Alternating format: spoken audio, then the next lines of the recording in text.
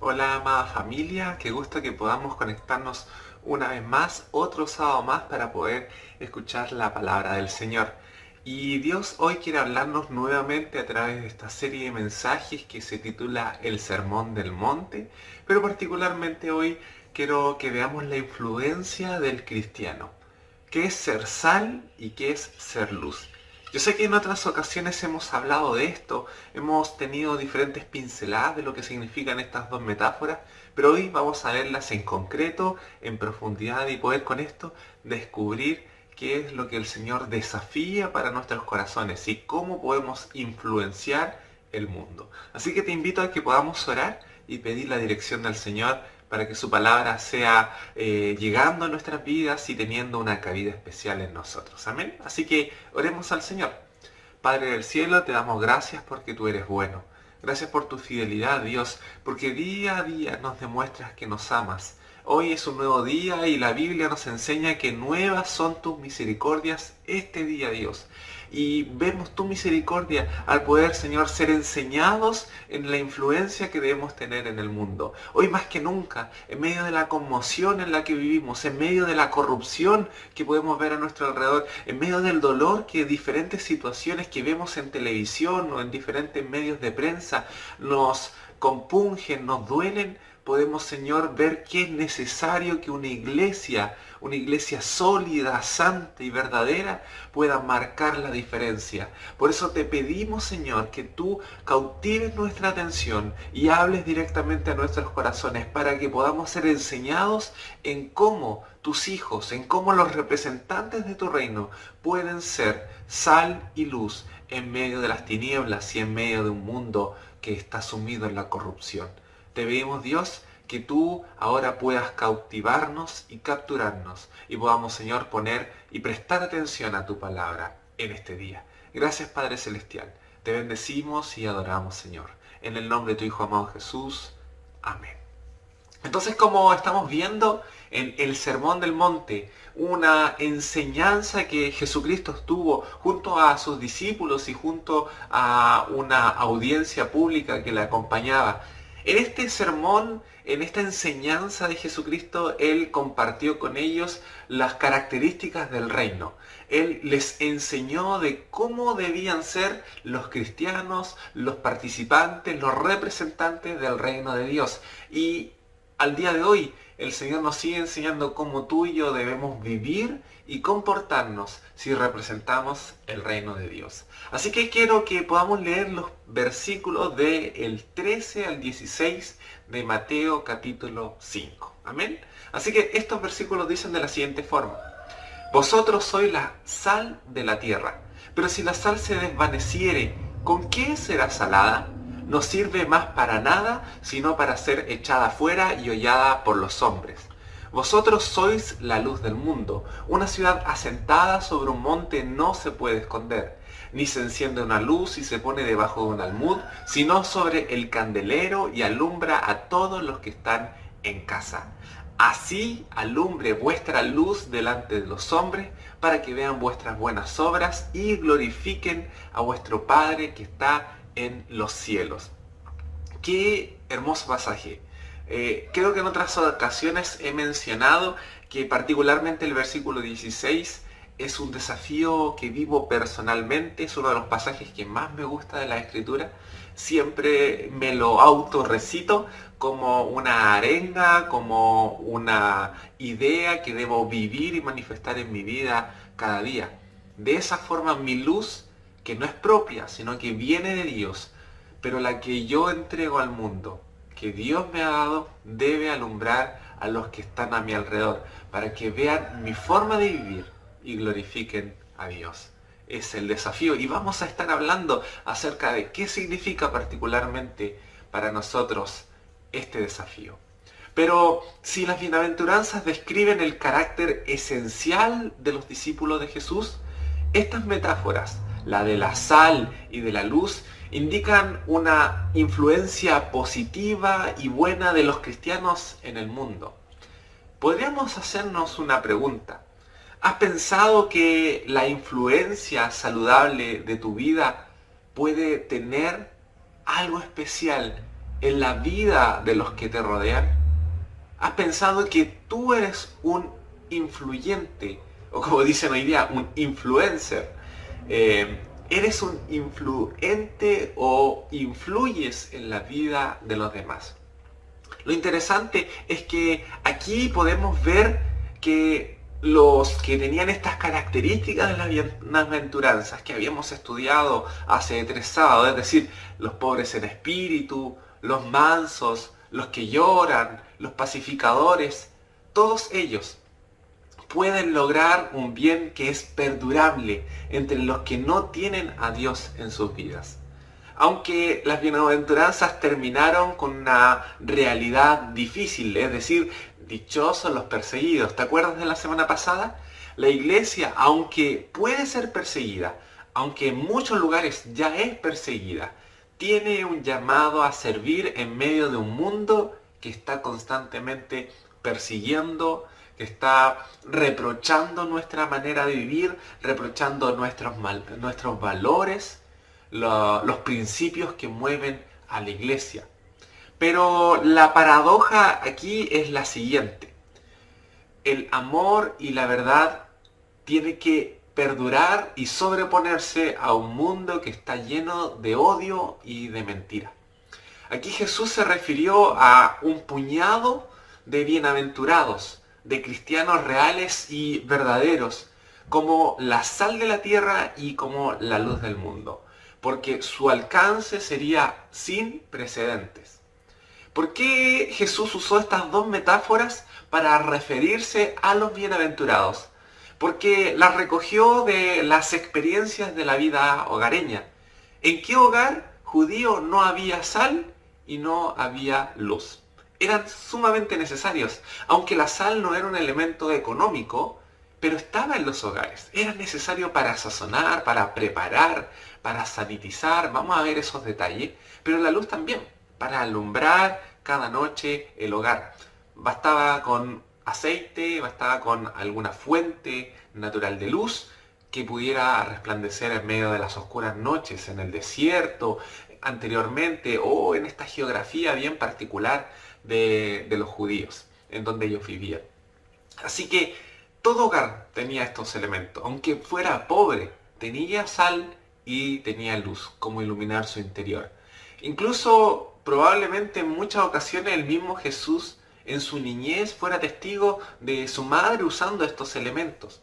Así que la sal y la luz eran elementos indispensables en el hogar. La verdad básica detrás de estas metáforas es que la iglesia y el mundo son comunidades diferentes. Por eso existe una diferencia notoria. Por eso Dios o Jesucristo les llama la tierra y por otra parte nos habla a nosotros y dice, vosotros sois en medio de la tierra. Hace una diferencia, marca una diferencia. Somos distintos al mundo. Tenemos que ser distintos al mundo. Tenemos que actuar de forma distinta y nos tienen que reconocer como distintos. Así que aquí hay una manifestación constante de cómo debemos ser nosotros en medio de una sociedad que se está deteriorando o que tiene una tendencia al deterioro. Cada vez este mundo se corrompe más. Yo creo que esto no es distinto a lo que estamos viendo hoy día en las noticias. El dolor de ver a un niño que ha muerto producto de un acto deplorable de terceros, como dijo el fiscal. Vemos como esto no es único aquí, ha pasado en otros lugares.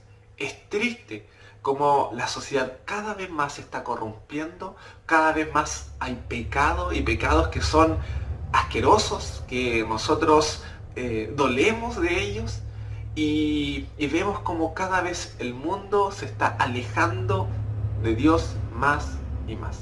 Pero la influencia del cristiano es la de iluminar y detener este deterioro espiritual en el mundo, detener la corrupción social y con ello también disipar las tinieblas. Así que quiero hablarte de estos dos principios que están descritos a través de metáforas que Jesucristo comparte con la audiencia. La primera de ellas es la sal de la tierra. Así que esta es una afirmación directa. El Señor les dice, ustedes son la sal en este mundo, son la sal de la tierra. Y mientras el mundo se descompone y se corrompe, la iglesia puede obstaculizar esta corrupción. Me gusta entender por qué Jesús obtuvo este pensamiento, esta idea de la sal. Y la sal tiene una función de tipo séptica, es decir, protege a alimentos o otros componentes de su descomposición. Lo que hace es contener un proceso en el que permite que los diferentes elementos que protege no se descompongan. Mantiene una palabra que me gusta mucho, inocuidad. Mantiene la inocuidad protegiendo a estos elementos de que puedan perder sus características, perder su sanitización, perder su forma. En la antigüedad era muy ocupada estos procesos en los que los alimentos, las carnes se metían, se sumergían en sal, se protegían con sal para que no se descompusieran con el tiempo. Los viajeros incluso llevaban carne en bolsas con sal para que la sal no se echara a perder y ellos pudieran hacer uso de ella y preparar diferentes alimentos. Así que cuando no existían aparatos como los que hoy día tenemos, los refrigeradores, selladores al vacío o envasadores, la sal era la protección de los alimentos para que estos no se descompusieran. Así que los cristianos hemos sido llamados para detener la descomposición del mundo. Somos como un desinfectante moral en un mundo donde las normas morales son frágiles, donde hay un constante cambio de lo que es bueno y lo que es malo y realmente no existe el orden en estas cosas. Aquí hay un detalle sí importante. La efectividad de la sal es condicional. La sal no por siempre mantiene su condición, porque tiene que retener su facultad de salar. Y esto es lo que comparte Jesús con los discípulos.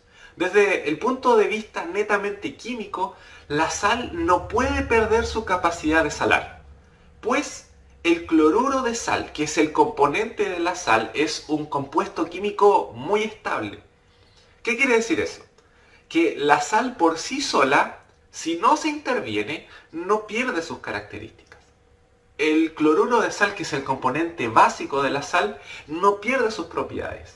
Así que si no es intervenida y no se le hace nada, puede resistir ante cualquier agente químico que pudiera adherirse o mezclarse. El problema, o por qué Jesús indicó que la sal pierde sus características o su capacidad, es porque la sal, como es un condimento, puede contaminarse con impurezas. Es decir, se puede volver absolutamente inútil si se mezcla con otros elementos que hacen perder su efectividad. Si la sal se mezcla con tierra, con otros polvos o con otros elementos, hace que la sal se vuelva sin su valor, sin su función. Y la sal no salada no sirve ni siquiera para estiércol. No sirve ni siquiera como un abono, como un fertilizante, que puede ser ocupada de esa forma.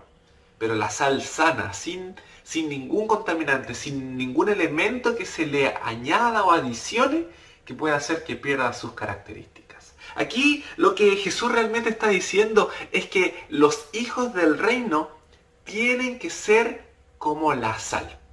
Y tienen que tener sal en sí mismos. Me gusta como Marcos 9:50 lo dice. Tienen que tener sal en sí mismos. Así que la sazón cristiana es el carácter del cristiano que está descrito allá en las bienaventuranzas. Así que para que el cristiano sea efectivo, debe retener la semejanza de Cristo, de la misma forma que la sal debe conservar su capacidad para salar. Esto es importante. Si tenemos las características o los principios de las bienaventuranzas en nuestro carácter, no vamos a tener el temor de que nuestra sal o nuestra forma de influencia en el mundo pierda su poder, sus propiedades, pierda su influencia como tal. Pero si contaminamos nuestro propio interior, esta sal de la que habla Jesús, esta influencia en el mundo, no va a tener valor y la verdad no va a servir para nada. Si los cristianos se ajustan social y culturalmente a los no cristianos, al mundo, se van a contaminar con las impurezas del mundo y por ende van a perder su influencia. Así que el llamado de Jesús a los cristianos, a los que son sal, es que seamos diferentes, a que seamos distintos y no idénticos. La pregunta es, ¿cuál es el rol de una iglesia que sazona en este tiempo? Me gusta cómo lo dice este versículo 13 y quiero que nos detengamos en sus características. El versículo 13 dice, vosotros sois la sal de la tierra, pero si la sal se desvaneciere, ¿con qué será salada? No sirve más para nada, sino para ser echada fuera y hollada por los hombres. ¿Sabes? En Levítico, en el Antiguo Testamento, cuando se entregaban las ofrendas de harina y las de otros polvos, estos debían ser rociados con la sal del pacto. Luego de eso, en la cultura judía, cuando había un pacto entre dos personas y se reunían en un punto, ellos llevaban una bolsa con sal, cada uno, y cuando firmaban este pacto, este acuerdo entre las dos partes, ellos se intercambiaban la sal. Uno le pasaba la sal que traía de su hogar y el otro le pasaba su propia sal. ¿Por qué? Porque luego cuando llegaban a casa y preparaban los alimentos con la sal del pacto que habían ellos intercambiado y preparaban esta sal y comían este alimento, ellos se recordaban del pacto que habían hecho, porque la sal era del otro, del que había hecho el pacto. Era un recordatorio del pacto. De la misma manera, nosotros como sal recordamos el pacto de misericordia, de fidelidad, de esperanza, de un Dios salvador en el mundo a aquellos que están alejados de Dios. Si somos la sal, podemos participar de esta sal del pacto y recordarle al mundo que ellos necesitan de Dios y que solo en Jesús hay salvación. ¿Te das cuenta cómo esto tiene un simbolismo que es especial, que es importante? Jesús les dice a los discípulos, ustedes son la sal de la tierra. En otras palabras, nosotros somos el recordatorio del pacto de Dios con la humanidad. Es nuestra labor y tenemos que asumir esa labor. Recordarle a este mundo corrompido, a este mundo que se está desintegrando producto de sus normas morales, que son débiles y alejadas de Dios, que hay una esperanza de vida y esa esperanza es Jesucristo. Tú y yo somos el recordatorio de este pacto, pero también hay un riesgo por no cumplir con las características de la sal en la tierra. 1. El versículo nos habla de que si la sal se desvaneciere, es decir, la sal se vuelve insípida. En griego, esto, desvanecer, se describe como moraíno, que significa simplón. En palabras sencillas, es decir, si tú te vuelves simplón, al no recordar el pacto, realmente no vas a ser ni valorado ni respetado por los que están a tu alrededor, ni menos por Dios. No podemos volvernos simplones. ¿Y cómo nos volvemos simplones? Cuando dejamos de tener en nosotros mismos esta responsabilidad de marcar la diferencia, de recordarle al mundo que necesita de Cristo, perdemos valor, perdemos influencia, perdemos propósito, nos volvemos simples, volvemos inutilizables, incluso desechables o descartables. Y no podemos ser así. Somos importantes para Dios, tenemos una misión que cumplir, pero no con ello. 1 es desvanecerse, volvernos insípidos, pero 2 es que la sal ya no sirva para nada, es decir, que pierda su poder. Cuando no cumplimos nuestro rol, cuando nosotros en medio del mundo no hacemos lo que debemos hacer, perdemos valor, olvidamos el respaldo de Dios y ya no tendremos efecto en el esfuerzo que hagamos por alcanzar a los demás. Y tercero, la sal que no sirve va a ser echada fuera, va a ser hollada, va a ser eliminada. Y esto es rechazo. Y esta es la parte más difícil. Si no cumplimos con nuestra misión como sal, como influenciadores en el mundo, nos vamos a volver simplones, vamos a perder poder, pero también vamos a ser rechazados por Dios, porque no vamos a tener utilidad alguna. ¿Y sabes qué? La sal tiene una característica también estabilizadora. Es decir, permite que los caminos se vuelvan sólidos y no se deterioren, producto de el paso de vehículos y de otros transportes. Pero sabes que la sal insípida, la sal que no tiene valor, ni para eso sirve. Entonces, lo que está diciendo Jesús es que si perdemos valor, vamos a ser no tan solo desechados y rechazados, sino que el mundo mismo va a pasar por sobre nosotros y pisotearnos, porque va a ser tirado. Yo creo que nadie quiere eso. Pero si no cumplimos nuestra labor en el reino, no tenemos valor, no tenemos propósito y no somos útiles para Dios. Yo creo que tu deseo, lo hemos estado viendo en los meses pasados cuando hablamos de los dones y del servicio. Anhelamos como iglesia, anhelamos como miembro poder servir, poder ser útiles. Pero la verdad es que si no le servimos a Dios en lo más pequeño, en lo más mínimo, o en nuestra función natural de compartir el Evangelio, la verdad es que difícilmente vamos a ser útiles para Dios en cosas más grandes. Me quiero quedar con la última pregunta que deja planteado Jesús. Y esta es la siguiente. ¿Cómo podremos ser salados? ¿O cómo podemos volver a ser salados si la sal se ha vuelto insípida? La respuesta a esta pregunta está en Jesús.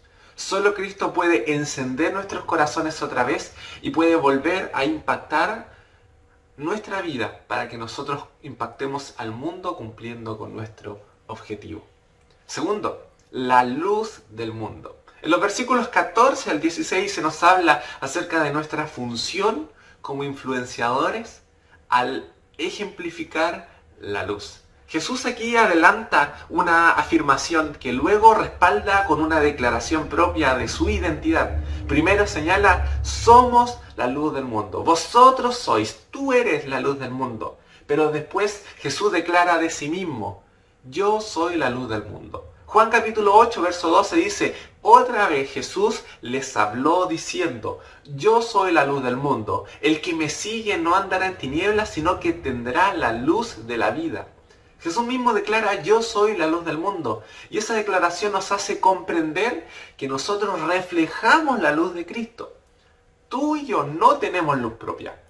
No es que por nosotros mismos seamos considerados o tenidos como importantes o relevantes en el mundo. No es que por nosotros mismos influenciemos al mundo porque nosotros seamos especiales. Es porque reflejamos la luz de alguien especial. Es porque nosotros mostramos la luz de alguien que sí brilla por sí mismo. Jesús nos aclara lo que es en este caso ser luz, diciendo que se trata de nuestras buenas obras.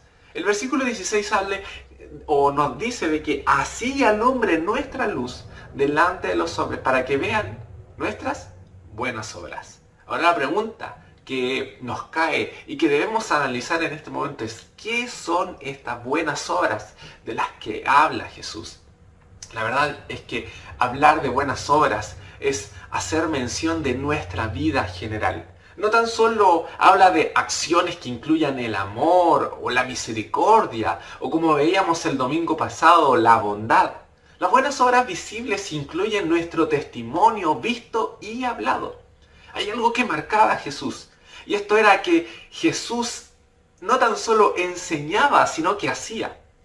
Lo que hacía y enseñaba, lo que la gente veía en Jesús y luego él públicamente con sus labios explicaba. Había un testimonio consecuente. Ese mismo testimonio consecuente debe haber en nosotros los cristianos. Lo que enseñamos debe ser primero visto por los demás. Y eso se llama evangelio práctico. Ya Dios nos ha desafiado junto al pastor de poder compartir con nuestra iglesia, con aquellos que discipulamos, cómo vivir un evangelio práctico. Pero ese evangelio práctico no es el que solo escuchas, No es que el que solo lees en la Escritura, es el que vives. Y eso implica que tu testimonio frente a los demás, cuando te comprometes a hacer algo, sea el que tú puedas demostrar al cumplirlo. Si tú haces tratos con los demás, tienes que cumplir. Tu palabra tiene que ser verdadera. Si tú has pedido dinero prestado, tienes que devolverlo. Y en cosas tan sencillas y cotidianas como ejemplos de los cuales te estoy dando ahora, son la forma en que mostramos un evangelio práctico. Y el evangelio práctico no siempre se espiritualiza, no siempre es en nuestra forma espiritual de vivir, alabando, adorando al Señor, sino que en la forma normal en que vivimos. No tan solo, y esto es importante, marcamos nuestra diferencia del mundo en lo que no hacemos, sino que en lo que hacemos y el mundo no hace. Y lo he dicho varias veces, no es marcar la diferencia, dejar de tomar, fumar, fornicar o adulterar, que son los pecados que nosotros más categorizamos como deplorables. No es en eso en que marcamos la diferencia, porque hay, y lo he dicho varias veces, hay personas que no lo hacen y no son cristianas. Marcamos la diferencia en hacer aquello que el mundo no va a hacer sin Cristo. Ahí está la diferencia, ahí está donde Jesús marcó la diferencia en ser luz. Es entonces mediante el testimonio de los cristianos que los hombres podrán descubrir las bondades de Dios y por ende glorificarlo. Aquí la profecía del Antiguo Testamento de que el siervo de Dios sería la luz de las naciones se cumple no tan solo en Jesucristo, sino que también se cumple en nosotros. Es por medio de los cristianos que dan testimonio de Cristo que esta luz del mundo alumbra a las naciones. Así que las buenas obras, las obras de los cristianos, son no tan solo obras de amor, sino que también obras en las que nosotros incluimos a nuestro prójimo. La semana pasada, el domingo, hablaba de esto el pastor. Es una aplicación de los mandamientos mismos de Dios. Es decir, una relación con Dios, amor a Dios y amor a nuestro prójimo. Y eso expresa dos cosas. Uno, lealtad y dos, misericordia. En palabras más sencillas, ser luz en medio de las tinieblas significa tener una vida cristiana práctica que experimente las bienaventuranzas, que demuestre en nosotros el fruto del Espíritu y que testifique sobre el reino del que formamos parte. Así como sucede con la sal, también la luz posee una afirmación que está seguida por una condición. Y esta es: así alumbre vuestra luz delante de los hombres. Me gusta como lo dice Mateo 6:23. Y dice: pero si tu ojo es maligno, todo tu cuerpo estará en tinieblas. Así que si la luz que en ti hay es tinieblas, ¿cuántas no serán las mismas tinieblas? Esto nos indica que si la sal puede perder su sabor, la luz que está en nosotros puede convertirse en tinieblas. Y aquí tenemos que nosotros tener cuidado. ¿Cómo nuestra luz se vuelve en tinieblas? Cuando nos metemos en medio de las tinieblas y no alumbramos. Cuando dejamos que sean las tinieblas que nos influyan y no nosotros influimos con luz en medio de las tinieblas. Nuestra misión es que la luz de Cristo en nuestro interior sea visible en nuestro exterior. No podemos vivir con un interior con luz si no lo demostramos en el exterior. ¿De qué sirve una ampolleta que sabemos que da luz si no es puesta y alumbra por sí misma? Como discípulos de Jesús no debemos ocultar la verdad que sabemos ni la verdad de lo que somos. También implica que no debemos fingir ser otros que no somos, sino que debemos mostrarnos como quienes hemos sido llamados a ser según el reino al que pertenecemos. No podemos huir de la visibilidad, porque huir de la visibilidad es huir de nuestra identidad como cristianos. Así que quienes nos vean nos deben ver como realmente somos. Deben notar que por gracia de Dios somos lo que somos, que por nuestra luz, que no es propia, sino que proviene de Jesús, nosotros mostramos que somos hijos del reino. Así que el mundo no alabará nuestra luz, alabará la luz de Cristo. No alabará nuestras buenas obras, sino que alabará las buenas obras que ellos ven en nosotros y que Dios hace por medio de nosotros.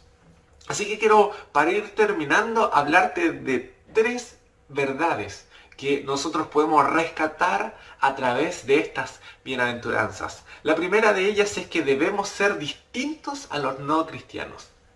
Y esto lo mencionaba hace unos minutos atrás. Ser distinto y no idéntico.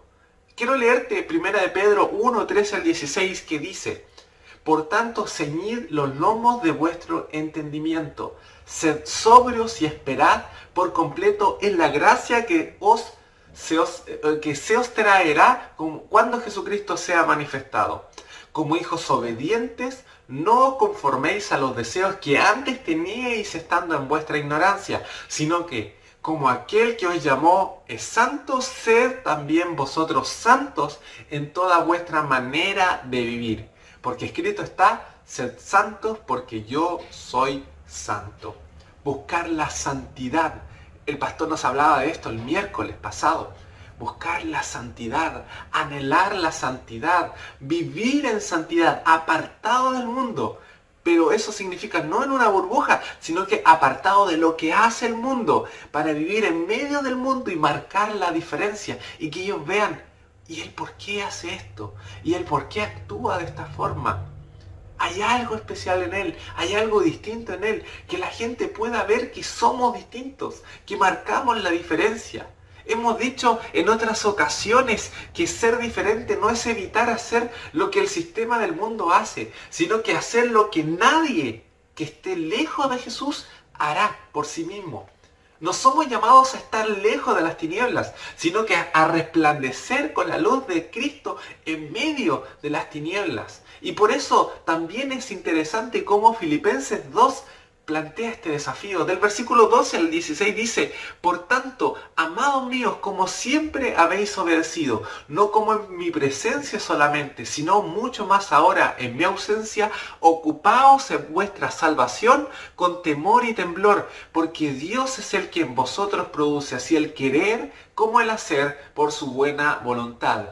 Haced todo sin murmuraciones y contiendas, para que seáis irreprensibles y sencillos, hijos de Dios sin mancha, en medio de una generación maligna y perversa, en medio de la cual, y escuchen esto hermanos, resplandecéis como luminares en el mundo. Aquí está cómo debemos marcar la diferencia. Debemos mostrarnos como sin mancha, como puros, en medio de una generación maligna y perversa. Eso significa que en ti y en mí no puede haber corrupción. No podemos actuar corruptamente. Y corrupción no significa recibir de alguien un pago fraudulento solamente. Significa hacer las cosas con la mayor calidad que esto implica, con el mejor tiempo que podamos ofrecer. Que si acordamos algo con alguien, cumplamos con nuestra palabra. Que hagamos las cosas con detenimiento. Que hagamos las cosas como si fueran para Dios mismo. Todo esto es marcar la diferencia, el no vivir corruptamente en medio de un mundo que está sumido en la corrupción. El Sermón del Monte entonces se construye bajo la idea de que los cristianos somos diferentes y somos constantemente llamados a marcar una diferencia. Segundo, debemos aceptar las responsabilidades que trae consigo ser distintos. Cuando Jesús destaca la afirmación, vosotros, está indicando una responsabilidad sobre aquellos que pertenecen al reino de Dios. Y como participantes de Cristo, es decir, como aquellos que representan a Jesús, debemos representar a Cristo en nuestras vidas. Además, la responsabilidad de esta diferencia que vivimos va a indicar que no podemos fallarle al mundo en el servicio al que hemos sido llamados. Podemos decirlo de esta manera en palabras más sencillas.